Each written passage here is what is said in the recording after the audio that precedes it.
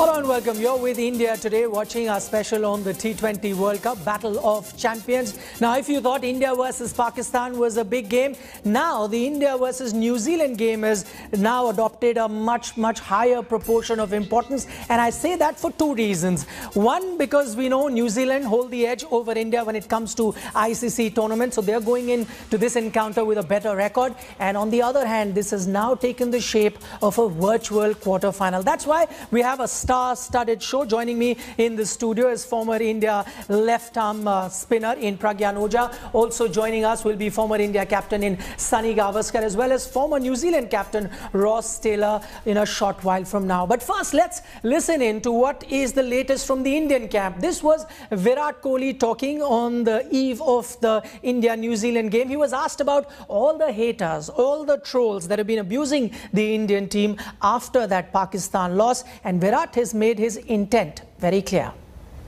Well, there's a good reason why we are playing on the field and not some bunch of spineless people on social media that have no courage to actually speak to any individual in person. They hide behind identities and go after people through social media, making fun of people, and that has become a source of entertainment in today's world, which is so unfortunate and so sad to see. Because this is literally the lowest level of human potential that one can operate at.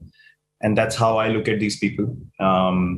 We as individuals understand what we want to do on the field and the strength of character and mental toughness we have, and precisely why we are doing what we are doing on the field. And none of these people are even in the vicinity to even imagine doing something like that. They do not have the courage or the spine to do that. All this drama that's created on the outside is purely, based on people's frustrations, their lack of self-confidence, their lack of compassion, and hence they find it so amusing to go after people. Right, Virat Kohli there, not holding back his punches. Pragyan, to you, clearly from what we've heard and about all the abuse that the Indian team was getting, Virat means business. Yeah, he does. He was very clear, and he's always been like that, very straightforward, and he knows how to go about it and what needs to be done. And as a leader, he made it very clear that outside noise doesn't bother him, and it doesn't even bother his team. And no matter how much you say, when you listen to his comments, it looks like the team is giving some kind of thought to it. I would just say that, social media is something which you can just entertain yourself, and then you can just leave it there and just switch off. I'll just give you a small example. PV Sindhu, when she won the Olympic silver, she clearly said that she just switched off from everything for 3-4 months, and that's how it is. So when you're playing an important tournament or important game, just switch off from the world. That's a better way of answering these people, because these people are nobody. They're just behind some fake ID and trying to just put their frustration out. Also, Pragyan, I mean, the counter question to that is, why should the player be careful and switch off from things? Why can't the fans behave? It is as if to say that the Indian team isn't allowed to lose a game. See, it's very simple. They always say that things that are in your control, you should do it. You don't know what the other person is doing. So the best thing that you can do is you can have the control and just keep away from those things. As simple as that. Okay, joining us also on the show, former New Zealand skipper and still a current player, Ross Taylor. Ross, thanks so much for talking to us. I don't know if you heard Virat Kohli. He was asked in the press conference about all the trolls on social media trolling the Indian team, after their loss to Pakistan. I'd love to know the New Zealand perspective. I don't think they have much to worry about on that front. Firstly, you have 5 million people, out of which I'm guessing not everyone is a cricket fan. Most of them, take out or vent their anger towards rugby. And then those of who are cricket fans probably, are away from social media. So that sort of external pressure probably not there as much on the New Zealand team as much on the Indian team. Yeah, I think so. Obviously, New Zealand, with, as you said, 5 million people, we don't have as much of that social media background to us. I think when we lose, obviously you have disappointed fans, but at the same time, I think the New Zealand fans are realistic with the way we go about things. But then you add the social media, New Zealand going to Pakistan and not, and then pulling out. I think there was a big backlash here, but it's going to be a fantastic game regardless of it being a must-win situation.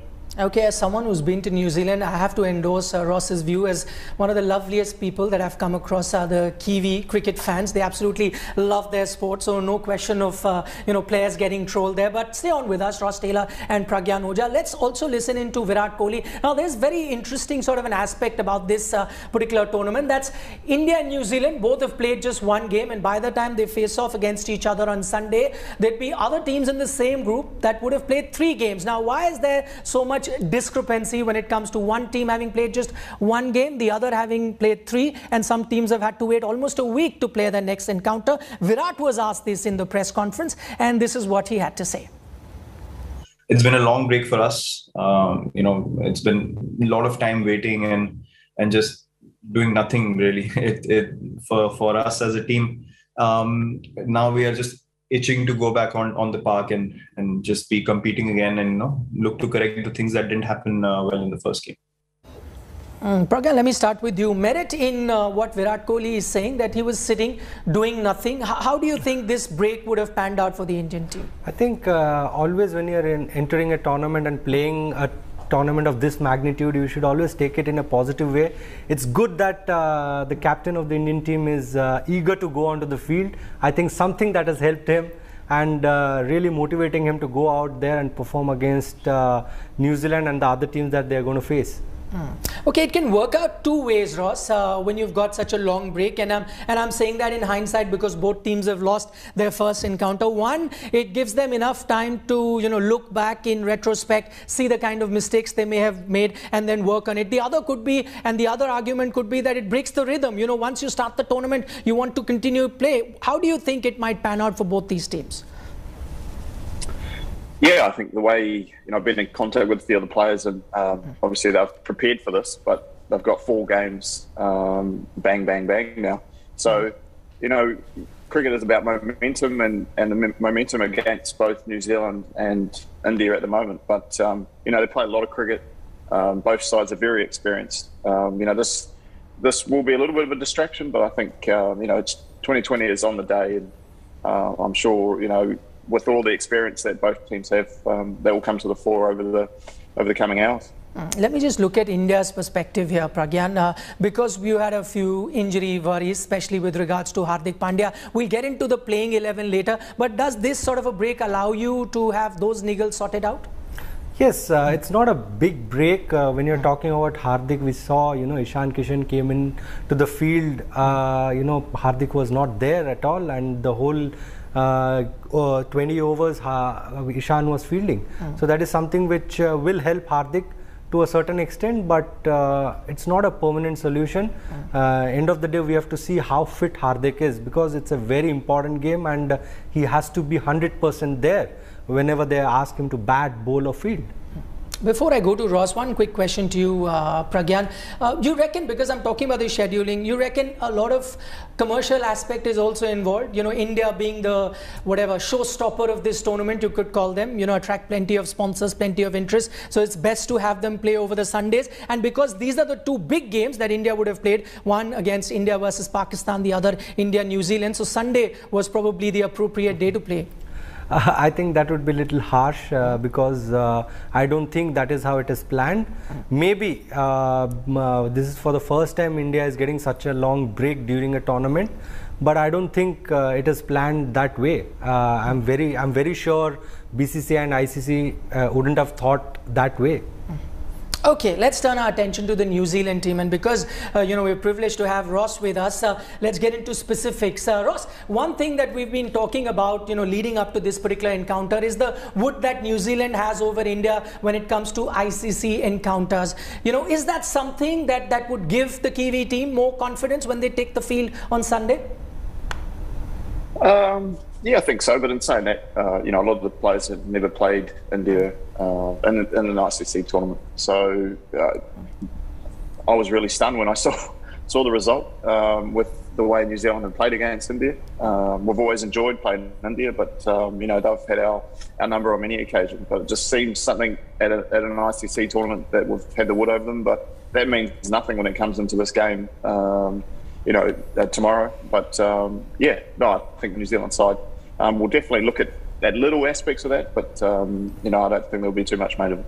Okay, I'd love to talk about New Zealand, but joining us now is former India captain in Sunny Gavaskar. Sunny, I'm going to go back to something that we started the show with, and I'd love to know your thoughts on that. That was a soundbite played out of Virat Kohli when he was asked about all the trolls that have been trolling India after that loss to Pakistan, saying that, India couldn't beat Pakistan, that perfect record that they had against Pakistan and all the abuse that the Indian team got. And to which he said, people who are jobless have nothing to do, end up doing this, and, faceless people who then write things about the Indian team, criticize about the Indian team. I mean, there is also a point about what Virat is talking about, how this team can shut out all the noise. We've seen it in the past. They've bounced back from 36 all out. We've seen it in the past where, they were trailing in a bilateral series, come out of that. And one of that secret is that they can shut all the outside noise and concentrate on the job at hand. Yes, I think that is what all good teams, all great players do, is to forget the previous delivery and focus on the next delivery, whether you're a batsman or a bowler. I think that is the secret of their success, is to be able to shut out what is happening when you enter the ground overseas. Yes, there will be a lot of support from the home team, and you just get used to shutting everything out, and that's exactly the way to do. That's exactly the way to go ahead, because I think what really in a team environment is, what the team is feeling. And I do believe that this team is pretty confident of coming back, because it was just one loss, and it can happen in a T20 tournament. We've seen top teams lose in 50 overs tournament. Defending champions like the West Indies, I'm not trying to bring that up again, but, such a world-class team, a team that had a fabulous record, and then losing to India in the World Cup final. So, look, things can happen. This is what this game is all about, and particularly the ultra short format. There is more chance of an upset as well. And that particular game between India and Pakistan was an upset. Was an upset because of India's previous record against Pakistan, and the way it was a convincing win, winning by 10 wickets and 13 deliveries to spare. That was a convincing win, but, like you said, India have bounced back in the past, and India will bounce back again here. So I'm wondering whether this week-long break has made matters worse when it comes to all the criticism or the dissection and the abuse on social media. Had India played in a day or two, all these outside things wouldn't have bothered that much, even though Virat says it's not going to play a role in how they're going to perform. But this long gap, how do you reckon would have played out with the Indian team, especially considering that they lost that opening encounter? Well, I think the best thing that would have happened with this long gap is, once you lose, there is a period when you brood over the loss. Or as a batsman, once you get out, very early, you tend to think about what happened, and then you focus again on the next innings. And I think that's exactly what would have happened. That this gap would have allowed the players to get the loss out of their system. It would have also allowed, say, somebody like a Hardik Pandya, who was hit on the shoulder and so would perhaps have struggled to play if the game was in a couple of days' time. He's now fit, so everybody is available for selection. And I think that is just a plus point as far as India is concerned, because they'll have been able to iron out a lot of issues which they might have thought were the case in the game against Pakistan. So, yes, sometimes I think this might be considered as a long gap. But having said that, we've also got to consider that India is the biggest draw as far as television ratings are concerned. And just like in the Olympics, all the main events, all the major events, 100 meters run, the what you call the marquee events are fixed according to the American viewing time, which is for the Americans, because the Americans are the ones who spend the biggest as far as TV broadcast rights are concerned. Correct. And here also, India are the ones who are spending the most as far as broadcast rights are concerned. So if India's matches are on the weekends or on Sundays, one has to take that into account as well. That's exactly what I was trying to get at. Ross, there's a merit in that. You know, people might say that, oh, that's a week-long break, but if this is the main draw, if this is the showstopper of that big show, then might as well play on the day that you're going to get the maximum viewership, which happens to be a Sunday. Yeah, I guess that's a bit above my pay grade. But no, I think, you know, regardless of what it is, the game of cricket needs money.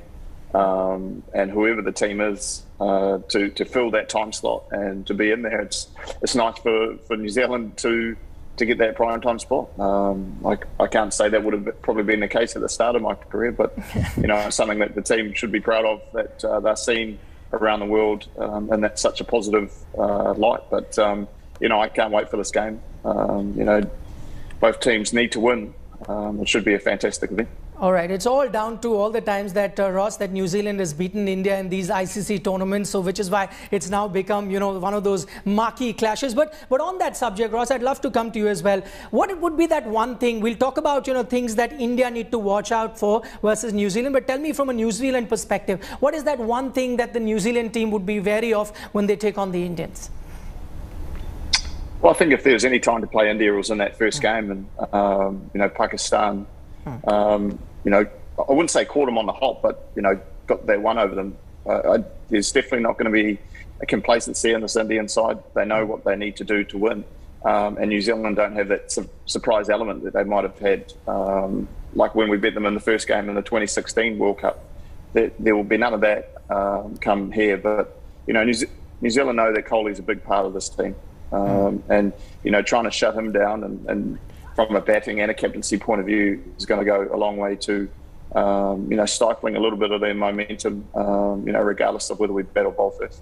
So anyway, why do you reckon that this is that banana skin game for India versus New Zealand? We were referring to that record. I'm taking a look at India's success rate versus New Zealand. It's the lowest compared to any other team at 25% is that winning percentage. Why do you think New Zealand posed such a challenge to the Indian team?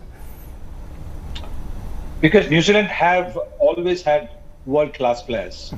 And one of the biggest advantages that New Zealand has always had is all these world-class players have somehow or the other flown under the radar. So not a lot of talk is heard about the New Zealand players, but they have the capability of upsetting the apple cart. We have seen time and time again. Look at the number of times New Zealand has been in the finals of the 50 overs World Cup. Now, that's a tremendous achievement. They've always virtually been in the knockouts, in the semi-finals of just about every tournament that you can think of, the World Cup tournament.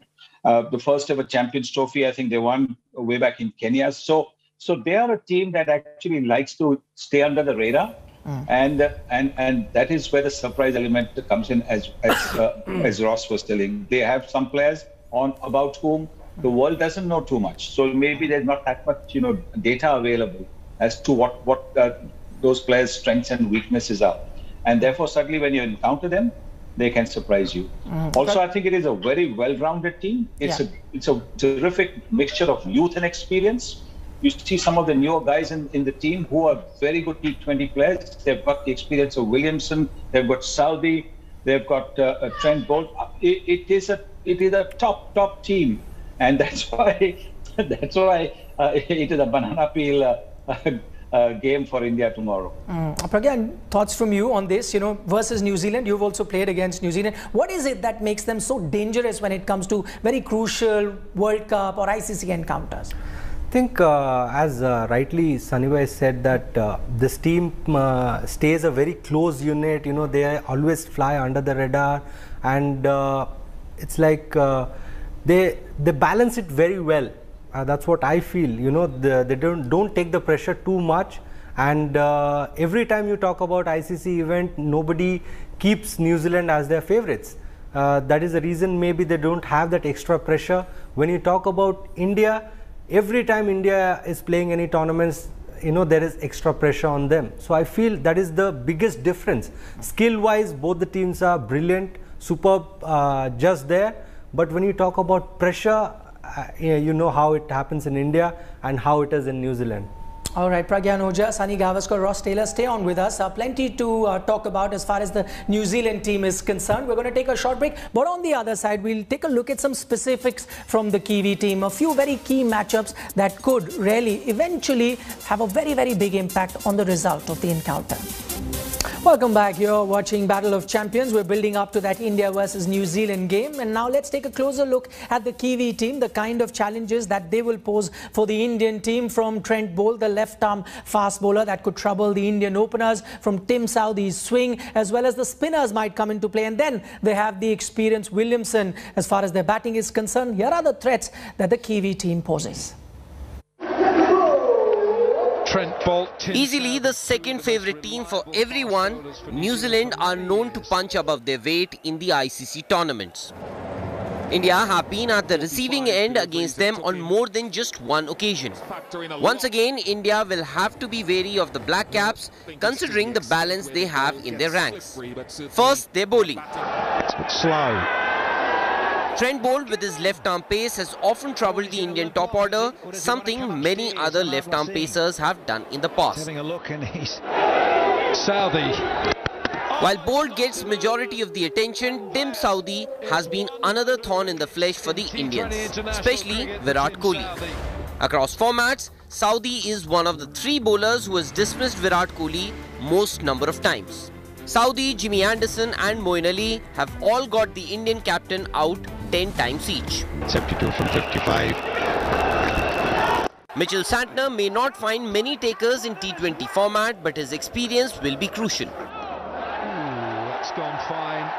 Especially against the Indian top order, and leg spinner Ish Sodhi would also be relishing the opportunity to bowl against Rohit Sharma and Virat Kohli. New Zealand have the variety in their bowling, with all-rounders to chip in with a few overs if required. Brilliant. Martin Guptill may be doubtful with a sore toe, but if he does play, he is a huge threat to any bowling attack because of his ability to clear the fence with ease. In Kane Williamson, Kiwis have the man to anchor the innings, with players like Jimmy Neesham, Glenn Phillips and Tim Seifert to do the hitting from the other end. Also, New Zealand enjoy a better win-loss record against India in T20 internationals, having won 8 out of 16 contests between the two sides. In the ICC tournaments, India do not enjoy a great record against the Kiwis since the 1999 World Cup, having lost 6 of the last 7 contests. Benefit. India would like to believe that they can win this time, but the Kiwis would be equally confident of registering their first points in this ICC T20 World Cup. Sports Bureau, India Today. All right, Ross Taylor, Sunny Gavaskar and Pragyan Ojha still with us. Ross, I'll begin with you on this one, that mouth-watering contest of Trent Boult bowling to the Indian openers. But one thing that we saw which Shaheen Afridi could do is extract a bit of swing. We've seen a few games where you've got swing, but that's going to be essential in Boult's armoury if he wants to dislodge the two Indian openers.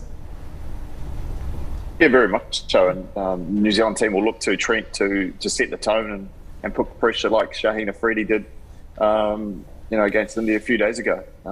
The swing is, important, but just having the change-ups, being able to go across the right-handers at will be crucial for us. But in saying that, Boult has struggled up front in the IPL and didn't get a lot of wickets, but New Zealand team will definitely want his experience to come to the fore and get one or two and try and get Kohli out there early. One has been Boult's form, Sunny Bhai, that Ross refers to, and the other one, Boult has come out and said this in the pre-match press conference that he's going to try and replicate what Shaheen Afridi did versus India. But the one factor to consider was that those two deliveries, many have called them unplayable, and it's not easy for anyone to produce such unplayable deliveries all the time. Yes, but that is where great bowlers come through, and Trent Boult's record shows that he's a great bowler in all formats of the game. The thing is that the white ball doesn't swing as much, so India have to watch out really for the first couple of overs. And we've seen in particularly Rohit Sharma's case, after a few deliveries, his feet tend to start moving a lot better, and so like Shaheen Afridi did. He bowled in that full leg delivery first up and got him out LBW. That's something that I think Trent Bolt will try to replicate or maybe surprise him with a short ball. But Kane Williamson is actually spoiled for choice as far as handling the new ball is concerned. Because Tim Southee is another fine exponent of swing and seam. And so will he give Trent Bolt the white ball ahead of Tim Southee? He didn't do that against Pakistan. It was Santner and Southee opened the bowling and Bolt came in after 2 overs had been bowled. So sometimes, even 2 overs can take away the hardness of the seam of the white ball, and the ball doesn't swing as much. So I think that's going to be a tough call for Kane Williamson. Very important point Sunny Bhai makes, and I'd love to know, Ross, your thoughts on that. One thing, and probably India faltered there when they were playing that game against Pakistan, didn't give Jasprit Bumrah that opening over. We saw New Zealand do the same. They didn't go with Trent Bolt. They gave Santner that opening over in that encounter. You reckon this is one thing that the Kiwi team wouldn't want to do now? Not start with Santner, at least not the first over, probably a little later? Yeah, I mean, it's going to be interesting what the wicket in Dubai is going to play like. But obviously against Pakistan, 2 right-handed openers and against Zimbabwe, 2 right-hand openers. So, it's whether Kane thinks that's the matchup that wants. But, when a fast bowler of Trent Bolt's stature, he will want that first over. So if New Zealand do bowl first, I wouldn't be surprised if Trent Bolt does take the ball. And trying to swing that back and try and replicate what Shaheen Afridi did. Pragyan, Sunny Bhai spoke about the deficiency that the Indian batsmen have. He spoke specifically about Rohit Sharma, that front foot going across. You reckon they had enough time, and we've spoken about that gap, to work on this? We've been seeing visuals that have been coming from Dubai. One, we saw, the ball being thrown by a left-arm thrower that you have as far as the net practice was concerned. The other, Lukman Meriwal, is part of the squad as a net bowler who's a left-arm pacer. So they had enough time to at least work on few little things? They had more. I think Rohit had more than enough time because Trent Bolt and Rohit play for Mumbai Indians, and I'm very sure they would have had a lot of practice together. That's how it goes. Only difference what I saw was when you talk about India-Pakistan game, it was a while when India faced Pakistan. I think that was something which was playing in their mind maybe. But when you talk about New Zealand and other teams, the main teams, they all been part of IPL and they have been playing against each other. So that factor is not there. So mentally they don't have that maybe a little bit of anxiety or something facing someone like Shaheen Afridi or Hassan Ali or other bowlers, because it's been a while. We have not played them. But now when you're talking about Rohit, I'm very sure with so much experience behind him, he would have really figured out how to play Trent Bolt and how to go about Tim Southee and other bowlers, because these are the regular members of some of the IPL teams. Okay, as we discuss the India versus New Zealand game and all the things that will play out on the cricket field, we've got plenty on that front as well. But I'm just going to divert a little bit as far as our discussion is concerned and move on to something that we saw right after the Pakistan game, and that was a shameful attack that Mohammed Shami had to face on social media. Why I call it shameful? Because it wasn't just criticism of what he did on the cricket field, it had religious connotations as well. This was the first time that Virat Kohli faced the media after that attack, and this is what he had to say, and he made it very, very categorical, very, very straight in his opinion that there is no way that he's not going to stand behind his bowler, and also said that no matter how much one tries, the brotherhood that this team has cannot be broken. Just let's listen in. To me, attacking someone over their religion is the most I would say pathetic thing that a human being can do. Everyone has the right to voice their opinion and what they feel about a certain situations, but I personally have never ever even thought of discriminating anyone over their religion, and we stand by him fully. We are backing him 200%, and all those who have attacked him can come with more force if they want to. Our brotherhood, our friendship within the team, and nothing can be shaken. And I can guarantee you that as the captain of the team, that we have built a culture where these things will not even infiltrate into this environment. All right, Saima, I'm going to get your reaction. Just to give you a bit of a context, when this question was asked to Virat in the press conference, you know, the media manager had said that probably Virat may not want to speak about it, but Virat said, no, I really want to clarify, I want to talk about it. Clearly, it must be good for a player like Shami to get the support of his captain after that incident. Definitely, because look, not just the captain, look at the way the team has rallied behind him. We've seen pictures of the players with him. So clearly, the fact that the whole team is behind him is a great sign, and that's how it should be. When somebody, it's not just Mohammed Shami. I think you've got to rally behind Rohit Sharma, because Rohit Sharma, who normally scores runs just about every innings, didn't get runs. So and even Rahul, kind of form that he was in. Yeah. See, they're backing each other is the key. And that's what we have seen over the last 1 week. Having said that, it doesn't, you know, I mean, who are the ones who are making these remarks? Do they matter to the team? If they don't matter, if it is, say, former players or former administrators or something like that, then maybe it can affect you. But if it is somebody who you don't even know, who hides behind anonymity, I don't think anybody actually cares what these people are saying, because if you're faceless and you prefer to be that, nobody should be bothered at all. And the Indian team isn't bothered. Absolutely, Saima. What you say, Virat Kohli echoed those same thoughts in the press conference as well. They are faceless people and we don't care about what they have to say. One word from you, Pragyan, on this. We heard this from KL Rahul. I remember when they were playing a very tough test series. He said, listen, if you're going to come after one of our players, the entire team is going to attack you. It's not just, you know, on the field. We've seen it now off the field as well. They're walking the talk. I think this is not new. I think every generation had the team. Even I'm very sure Sunny sir, his team prior to that, and then other teams also, they were all united. And I'm very sure, as a sports person, I can't talk about others, but in cricket, in other sports I've seen, we never discuss these things, and never religion comes in between. That's how it is. That is period. And the other thing is, I was trying to dig deep into it after seeing what is happening. So few of the people who understand how this IT cell and other things work, you know, they even went further to say that you don't even know what is the origin of this troll that is happening. It may be India, it may be some other country, you don't know. So when you don't know where it started and where it's ending, so you better ignore it and just stay away from it. You should use it as a distraction when you are trying to entertain yourself. Other than that, I don't think you should be taking this seriously, because as Sunny Bhai said very rightfully, people who matter, they have not commented on it. And these trolls really should not be bothering you. Okay, beautifully put there by Pragyan as well. Nikhil, yes, Sunny Bhai. In fact, Nikhil, in fact, the media, the print and the electronic media should ignore it.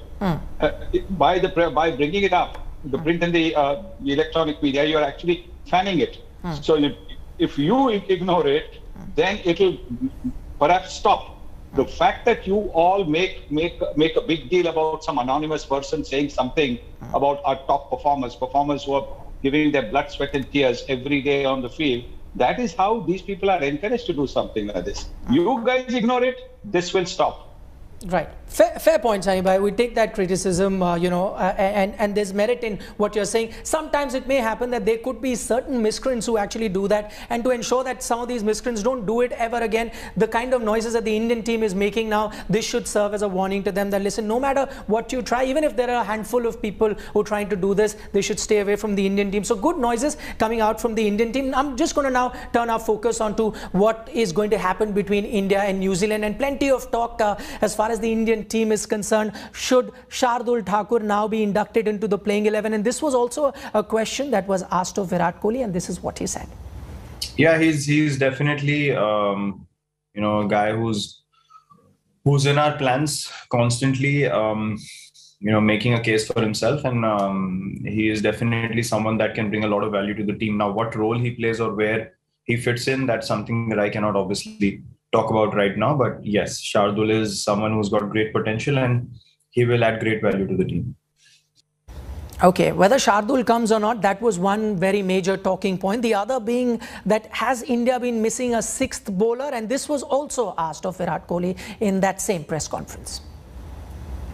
I think इस चीज को समझना बहुत जरूरी है कि game की situation भी डिक्टेट करती है कि आप कब उस छठे बॉलर को यूज कर सकते हैं कि नहीं। पिछले गेम में वो सिनारियो हमारा क्रिएट ही नहीं हुआ। अगर आप पहले बॉलिंग करते तो शायद मैं भी 1-2 ओवर डाल सकता था। सेकेंड इनिंग्स में जब हमें विकेट नहीं मिली तो उस टाइम पे आपके सिर्फ प्राइमरी बॉलर्स ही बॉलिंग कर सकते हैं, क्योंकि आपको विकेट्स रेगुलरली लेने का इंटेंशन है। और ऐसा नहीं है कि जो लोग 6 या 7 बॉलिंग ऑप्शंस खिलाते हैं वो मैच हारते नहीं है। तो it all boils down to execution. हमारी एग्जीक्यूशन ठीक नहीं हुई, लेकिन जिनको गेम की समझ है उनको ये समझ आनी चाहिए कि गेम जब एक बार मोमेंटम शिफ्ट हो जाता है तो आपके जब प्रीमियर बॉलर्स भी कुछ नहीं कर पा रहे हैं तो आपका छठा या सातवां ऑप्शन उतना पोटेंट नहीं रह जाता। वो विकेट टेकिंग जब सिनारियो क्रिएट होता है उसमें ही आपका जो छठा सातवां बॉलर है उसके थ्रू आप एडवांटेज गेन कर सकते हैं। All right, that was Virat Kohli also talking about the 6th bowler, and for the benefit of Ross Taylor, because he was talking in Hindi. Ross, I'm just going to sum up what he was talking about. He said that it's not that, teams that play 6 or 7 bowling options, they don't end up losing the game. He spoke about that Pakistan encounter where India went in with 5 bowlers. He said that, listen, we didn't have a big enough total, and if you were, bowling second, you needed some quick wickets, and my best option to get wickets were my 5 premier bowlers. I wouldn't have gone to a 6th bowling option anyway. Had we been bowling first, it would have been a different matter. Because you've been awfully quiet and I've been, speaking to Shami and Pragyan, I'll come to you, Ross, on this one. Have you been surprised that India is just playing 5 bowlers, or do you think there is merit in that argument that 6 or 7 bowlers, something that New Zealand does very often, is something that India should also consider? The conditions play a big part in that, and having 5 bowlers quite often. The confidence in your part-timers, if someone does go the journey, is a powerful thing as well. But New Zealand only went in with 4 specialist bowlers in the last game, with Jimmy Neesham, there to fill in the 4 overs, and maybe Daryl Mitchell. So, that's an interesting selections that are going to come over the next little while, whether the New Zealand team want to bring in a specialist 5th bowler. Lockie Ferguson's out of the team. Adam Milne's been brought in, whether they want that just point of difference with a bowler who has the potential to bowl 145, 150 kilometres an hour. And, do by wicket, it does, the boundaries are a little bit bigger than Sharjah. So, food for thought for Kane, but, he does back his bowlers a lot. And whatever side he does go in with, he'll pick it on what he thinks, best for New Zealand in these conditions. Shami, what did you make of what Virat said? There's merit in that argument that, at that stage, he could have only used those 5 bowlers. And he also went on to add that if need be, if you're bowling first, I can always chip in with an over or 2. Well, he's absolutely right. If they had been fielding first, then maybe the absence of a 6th bowler could have come into play if Pakistan had got off to the same start that they eventually did to win the match. But when India was defending the total and not a single wicket had fallen to the regular 5 bowlers, I don't think the 6th bowler could have made much of a difference. The 6th bowler generally is brought in as an option in case one of the bowlers is having a bad day and is getting hammered. So that's why it's always good for a captain to have the option of a batsman who can bowl a little bit. So that didn't quite happen. So there was no need really for the 6th bowler in that game. Over the next 24 hours, we'll have to see what the combination will be. You could feel the need for a 6th bowler against New Zealand, and that's why what the final combination is going to be interesting. You're absolutely right. Virat's got his cards very close to his chest, did not reveal what the playing 11 is going to be like. But Pragyan, was it also an indication when he's talking about that, I would have rather used my 5 bowlers based on the condition at the time, an indication that India might yet go with just 5 bowlers in the next encounter, or are we reading too much into it? I think if you look at the 5 bowlers that they're playing, they're all wicket takers. They're not like they're trying to survive there. Look at Jasprit Bumrah, look at Mohammed, Shami, look at Jadeja, look at Bhuvi, and then Varun. They're all wicket takers. They have been taking wickets. So I think Virat rightfully is on the right track. I can say that he's backing his 5 top bowlers who can give him wickets at will whenever it is needed. One of a game, yes, there was dew and it wasn't doing much. There's a lot of pressure in the game. It happens. But if you look at the track record, I think these guys have been performing for their domestic side. I'm talking about IPL, and then when you talk about the Indian team, they have performed. I think Varun is new, but he's always been a wicket taker. As I said, Virat keeping his cards very close to his chest when he was asked that Shardul Thakur question. Two things he said. Firstly, he also mentioned that Hardik is completely fit and he's been bowling in the nets. That's the other thing that he said. Now, I wonder whether that net fitness or that, gingerly that he's been running towards the crease while bowling in the nets would also translate into match fitness. Well, you need some overs under your belt to be able to get into rhythm. So it's not going to be easy in case he is, in fact, required to bowl a couple of overs. But as far as him being fit, that particular word we have been hearing for the last few months, but we haven't actually seen it on the field. So hopefully tomorrow we'll be able to see, how fit he is, fit tomorrow in the game. And that's also if it's in the playing 11. Before I go to Ross for the final comments, quick word from you, Pragyan, on that. What Sunny Bhai talks about. Match fitness, very different from fitness in the nets. Very true. That's why they say whenever you are, that's what, again I come back to my point, those 6 days. Because if you're playing games, it is totally different. How much ever you practice, that is always second. It comes second. Match fitness, match practice, that intensity is totally different. So I think during the game we'll have to see how well he does and what he does. Because every player that practices after their injury or after a break, they look good in the nets, but when you talk about match, it's totally a different ball game. Okay, final comment to you, Ross. You spoke about what Kane Williamson might do going into this particular encounter, and conditions are going to dictate that. But if you were to select a team, Mill has come back into the mix of things. Would you go in with him as the third pacer? Because last time they went in with 2 all-rounders and 2 pacers. Would this be the right combination for the New Zealand team? Yeah, I thought Seifert batting so far down the order, and Daryl Mitchell opening the batting was a big surprise. Yeah. Daryl Mitchell hadn't opened the batting at his domestic side, and to come into at a world tournament and do it for the first time, as I said, was a big surprise. So whether they feel like putting Seifert back up the top of the order, or whether they feel like they have enough batting, is going to be very intriguing where they come from. Whoever, whatever they do first, they have to do well. But, they'll rely heavily on Guptill and Williamson up the top. But, India's got a powerful batting lineup, so it wouldn't surprise me if, Kane just wants that extra bit of bowling support just in case one of the all-rounders, doesn't go the journey. Okay, that's something that Kane Williamson can consider. Bring in a fast bowler in Adam Mill, and you could have one of the 2 all-rounders that you've got going out of the playing 11. Completely out of time. Sunny Gavaskar, Pragyan Ojha, Ross Taylor, thanks so much for joining us on Battle of Champions. Here's a reminder to all of you, the big game on Sunday, India versus New Zealand. Through the day, we'll have all these 3 gentlemen joining us in the build-up to that encounter. So don't forget to tune in then. Thanks so much for watching.